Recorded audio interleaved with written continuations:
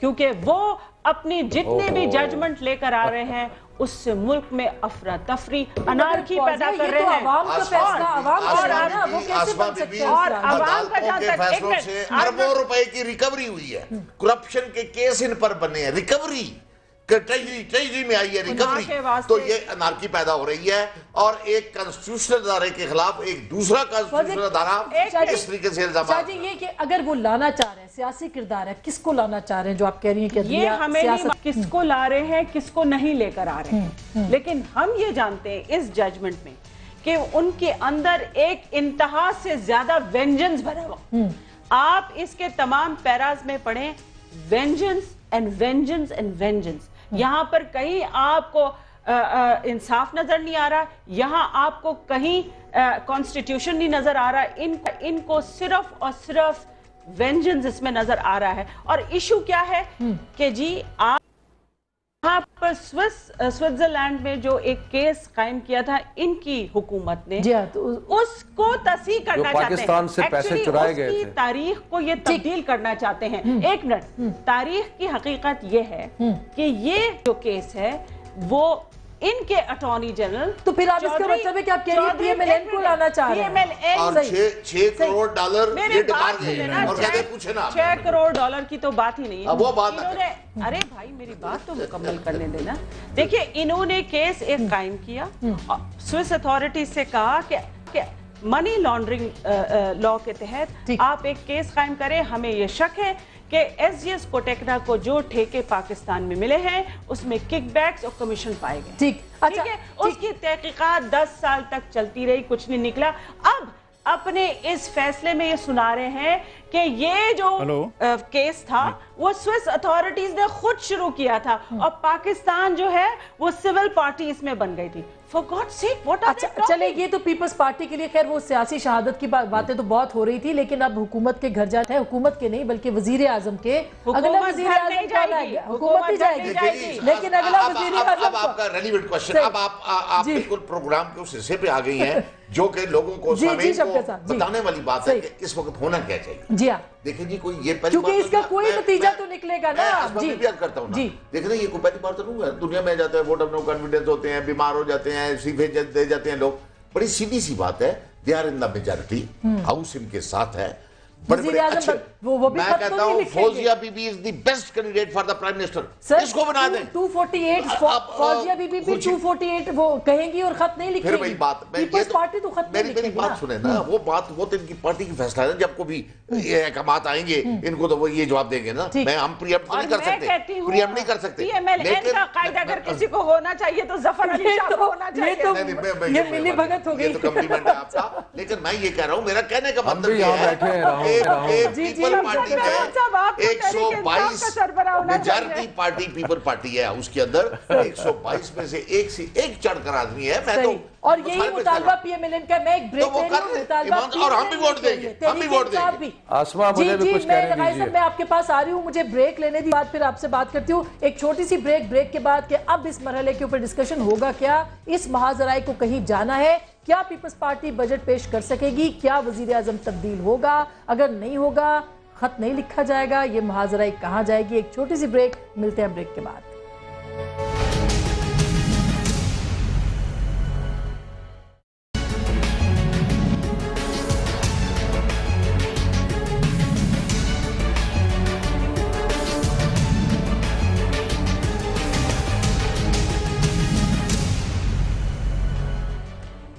Welcome back नाजरीन। Programme के इस हिस्से में इस पे तज्जिया लेंगे लगाई साहब से कि क्या पीपल्स पार्टी बजट पेश कर पाएगी। तहरीकें अपने रूज पे लगाए साहब, पीपल्स पार्टी के लिए उसके बजट अगर पेश करते हैं वजीर आजम तो कहेंगे अनकॉन्स्टिट्यूशनल है, खत नहीं लिखना, अगला वजीर आजम कुर्बानी वगैरह। तो क्या होगा ये सिलसिला, इस मामले पे क्या कहेंगे? देखें, फैसला कल आया है ना, तफसीली फैसला, तो 8 मई से 8 जून तक अपील की गुंजाइश है और इस तमाम जज्बाती माहौल के बावजूद वो 8 जून तक तो जब तक अपील फाइल नहीं होती है तब तक तो वज़ीर आज़म हैं वो।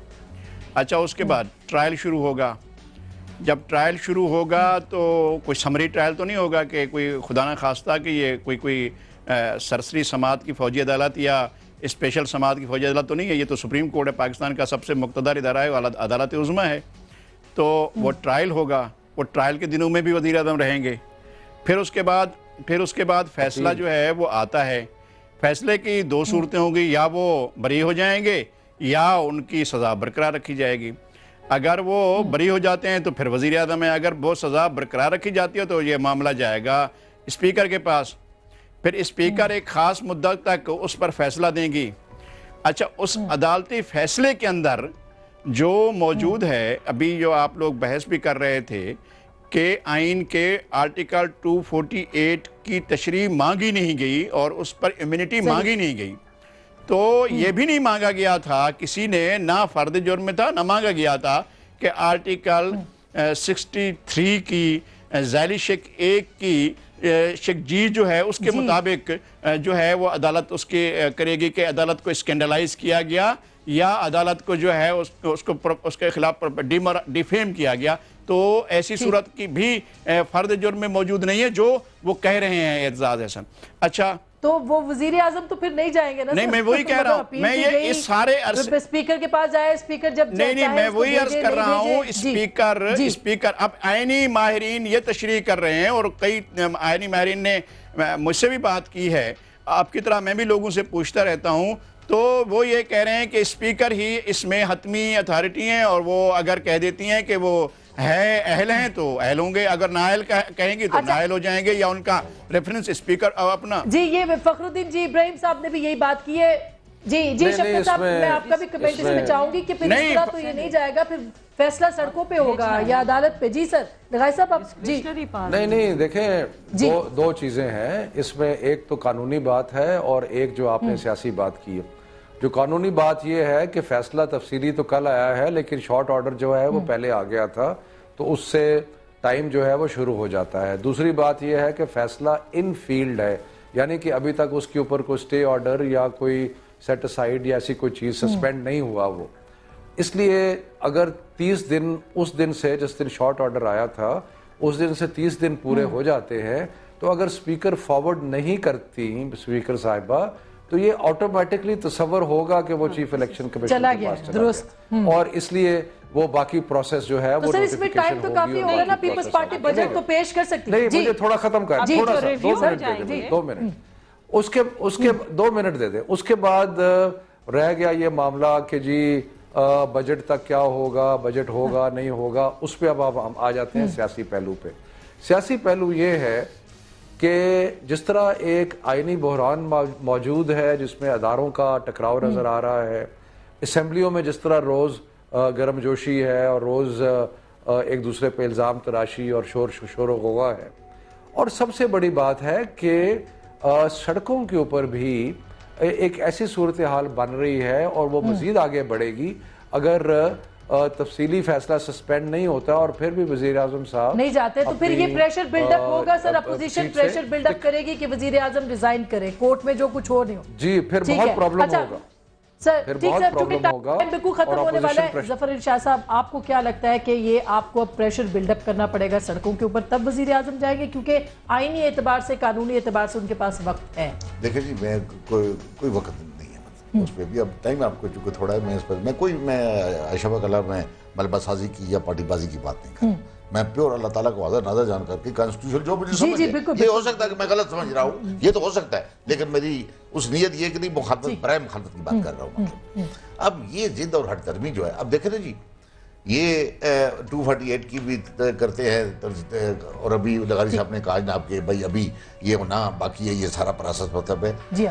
63 जो है वो सेल्फ स्पीकिंग है। वो क्या है कि कोई शख्स जो रेडिक्यूल करेगा आर्म फोर्सेस को और अदलिया को, और उसमें उसको अगर कोई सजा हो जाती है तो सजा काटने के बाद 5 साल तक वो डिस्क्वालीफाइड रहेगा।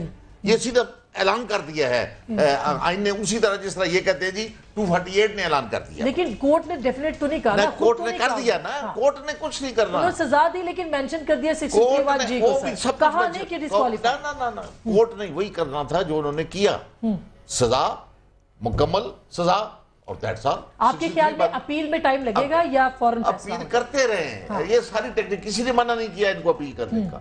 आज 12 दिन हो गए अपील भी इन्होंने की, करें। एक और बात ध्यान में रखें और सामीन के लिए, अपील का दरवाजा इन्होंने कल खुद बंद कर दिया है।